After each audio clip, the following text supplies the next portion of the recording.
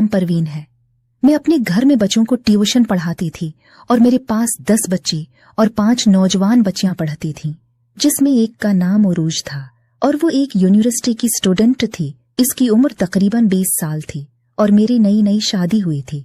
मेरा शौहर, जिसकी उम्र 25 साल और मेरी उम्र 20 साल थी।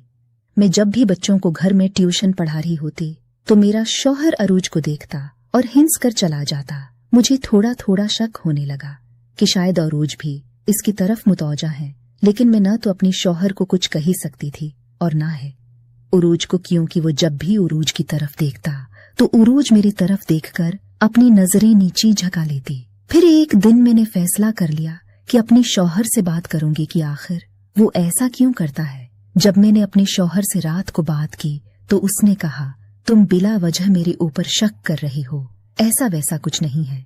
मैं तो अपने काम से काम रखता हूँ, तुम ही नहीं यकीन तो तुम खुद उरूज से पूछ लो। खैर, मैं चुप हो गई और सो गई। लेकिन सारी रात मुझे नींद नहीं आ रही थी, क्योंकि मैं यही सोचती रही कि हमारी शादी को अभी 5 महीने हो गई हैं और मेरा शौहर इस तरह की हरकतें करने लग पड़ा है। सुबह है, मुझे अपनी मेकी से कॉल आई कि अम्मी की तबीयत खराब है, जल्दी से गांव आ जाओ। मुझे गांव इमरजेंसी जाना पड़ा तो मैं भूल गई कि बच्चों को बता दूं कि सुबह मत आना, लेकिन मुझे याद ही नहीं रहा, क्योंकि खबर ही अफसोसनाक थी और मुझे इस परेशानी में याद ही नहीं रहा। तो मैं जल्दी जल्दी शाम को तैयार हुई, क्योंकि गांव काफी दूर था। तो मेरा शौहर मुझे बस में बैठा आया पहले, तो मैंने अपने शौहर को कहा कि तुम भी साथ चलो। उसने कहा, नहीं, तुम ही तो पता ही नहीं आ, मियाँ काम ही ज्यादा चुहटियां की तो काम से निकाल देंगे। खैर, मैं चली गई और ये दिल ही दिल में सोच रही थी कि सुबह बच्चे आएंगे तो पता नहीं क्या होगा। लेकिन मेरा मोबाइल फोन घर ही रह गया था।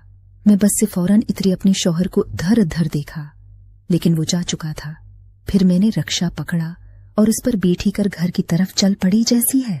मैं घर पहुंची, अंदर दाखिल हुए तो कमरे के अंदर से आवाज आई। तो मैंने दरवाजा खटखटाया तो अंदर से आवाज आई, कौन है?